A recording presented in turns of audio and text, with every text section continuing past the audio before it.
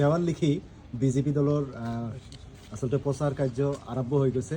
কি ক'ব, কেনেকুৱা পৰিস্থিতি আৰু বিশেষকৈ গোৱালপাৰা জিলাত দলীয়ভাৱে মোক নিৰ্দেশ দিয়া হৈছিলে পশ্চিম গোৱালপাৰা সমষ্টিৰ দেৱাল লিখনটো মই শুভাৰম্ভ কৰিব লাগে। ৰাতিপুৱা মাননীয় মুখ্যমন্ত্ৰী মহোদয় শুভাৰম্ভ কৰিছে। তাৰপিছত গোৱালপাৰা জিলাত মই তিনিটা আমাৰ যিটো চাৰিটা সমষ্টিৰ দুটা সমষ্টিৰ দধনৈ আৰু পশ্চিম, তাৰে পশ্চিমত মোক ৰাজ্যিকভাৱে দায়িত্ব দিয়া হৈছিলে আৰু মই তিনিটা মণ্ডল আছে আমাৰ ইয়াত। লক্ষীপুৰ মণ্ডলত আৰম্ভ কৰিলোঁ, তাৰপিছত আমি বালিজানা মণ্ডলত গ'লোঁ, তাৰপিছত টুক্ৰেশ্বৰী মণ্ডলত গ'লোঁ। তিনিওটা মণ্ডলত শুভাৰম্ভ কৰি থৈ আহিলোঁ। মণ্ডল সভাপতিসকলে পৰৱৰ্তী সময়ত এইটো বুথ পৰ্যায়লৈকে লৈ যাব। প্ৰতিটো বুথে বুথে আমাৰ দেৱাল লিখন হ'ব। দেৱাল লিখন ব্যক্তিগত দেৱাল যাৰ যাৰ ঘৰত আছে, আমি সেইবিলাক সকলোতে য'ত যোনে যেনেকৈ অনুমতি আমি পাই আছোঁ কৰিম। আৰু উল্টা ৰাইজে আমাক অনুৰোধ কৰি আছে যে আমাৰ ঘৰৰ দেৱালতো দেৱাল লিখনটো প্ৰতীক চিহ্নটো অংকন কৰিব লাগে। ৰাইজৰ বিপুল সঁহাৰি পাইছে। ৰাইজৰ বিপুল সঁহাৰি। আজি লক্ষীপুৰ মণ্ডলত এটা আৰম্ভ কৰোঁতে অন্য বহুত জেগাৰ মানুহে আহি নিজে কৈছে যে আমাৰো ৱালত কৰি দিওঁ। ঠিক তেনেকৈ টুক্ৰেশ্বৰী মণ্ডলতো সেই একেটাই।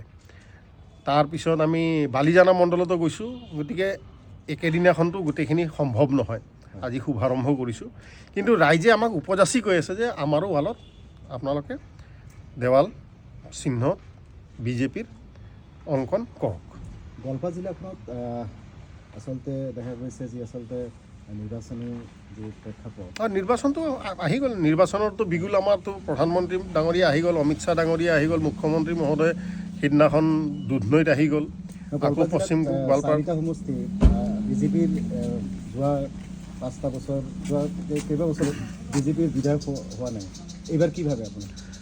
বিজেপিৰ বিধায়ক যোৱাবাৰ বিধানসভা নিৰ্বাচনত 2021ত গোৱালপাৰাত বিজেপিৰ ফালৰ পৰা আমি শূন্য, NDA শূন্য আছিল, কংগ্ৰেছ 4টাৰ 4টা আছিল। আমাৰ একদম প্ৰতিটো সমষ্টিক লৈ নিৰ্দিষ্ট পৰিকল্পনা আছে। আমি গোৱালপাৰা জিলাত 2026ত কংগ্ৰেছ শূন্য কৰিম মানে কৰিম। কংগ্ৰেছ মুক্ত গোৱালপাৰা জিলা, কংগ্ৰেছ বিধায়ক মুক্ত গোৱালপাৰা জিলা হৈ যাব। গোৱালপাৰা জিলাত বিভিন্ন ঠাইত উচ্ছেদ চলিছে। এই উচ্ছেদটো বিজেপিক ক'ৰবাত ক্ষতি কৰিব নেকি? উচ্ছেদে বিজেপিক ক্ষতি নকৰে। উচ্ছেদটোতো কংগ্ৰেছৰ কাৰণে হৈ আছে। কংগ্ৰেছৰ মানুহসকলে তেওঁলোকক সঠিক সময়ত সঠিকভাৱে পৰামৰ্শ নিদিলে যে এইটো reserve forest area. Reserve forest এৰিয়াত আমাৰ কংগ্ৰেছ চৰকাৰে আইন বনাই দিছে যে ইয়াত আপোনালোক থাকিব নোৱাৰে। মানে তেখেতসকলক কংগ্ৰেছে এইটো বনাই দিয়া আইন হিচাপে উচ্ছেদ হ'বই লাগিব, আৰু উচ্ছেদ হৈও গৈছে। আৰু বেছিভাগ অঞ্চলত ৰিজাৰ্ভ ফৰেষ্ট মানুহে এতিয়া বুজি পাই গৈছে। কংগ্ৰেছে মানুহক ঠগি আৰু এইবিলাক দিন গ'ল। মানুহসকলে reserve forest is for forest, environment, wildlife আৰু ৰেভিনিউ এৰিয়াত আমাৰতো মানুহ আছেই। আমিতো ৰেভিনিউ এৰিয়াততো এতিয়ালৈকে উচ্ছেদ হোৱাই নাই। VGR, PGR, ৰিজাৰ্ভ ফৰেষ্ট এইবিলাকততো কোৰ্টৰ অৰ্ডাৰ আছে। কি কৰিম আমি? আমাৰতো উপায় নাই, কাৰণ আমি উই আৰ অনেষ্ট গভৰ্ণমেণ্টছ। কিন্তু কংগ্ৰেছে কি কৰি আছে? কংগ্ৰেছে উল্টা দালাল মেলি দিছে। গোৱালপাৰাত আপোনালোকৰ ওচৰত খবৰ আছে, এটা খান উপাধিৰ দালাল ঘূৰি আছে, ৰাডাৰতো আছে।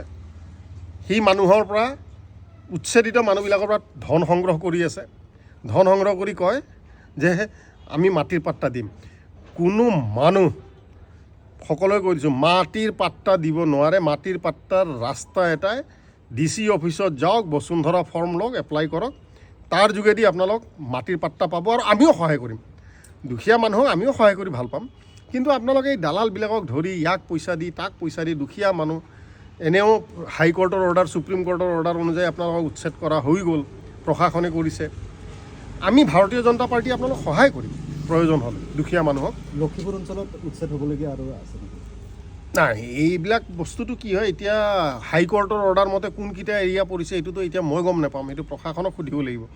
আমি ভাৰতীয় জনতা পাৰ্টি হিচাপে আমি অৰুণোদয় দিছোঁ নে নাই, প্ৰধানমন্ত্ৰী আৱাস যোজনা দিছোঁ নে নাই, ৰাস্তা বনাইছোঁ নে নাই, ঘৰে ঘৰে গেছ হৈছে নে নাই, ঘৰে ঘৰে ইলেক্ট্ৰিফিকেশ্যন হৈছে নে নাই, ৰেচন কাৰ্ড হৈছে নে নাই, সেইখিনি এতিয়া আমি যিহেতুকে প্ৰতিটো বুথ পৰ্যায়ত আমি সেইবিলাক দিশতহে কাম কৰি আছোঁ, আৰু প্ৰশাসনে প্ৰশাসনৰ কাম কৰি গৈ থাকিব।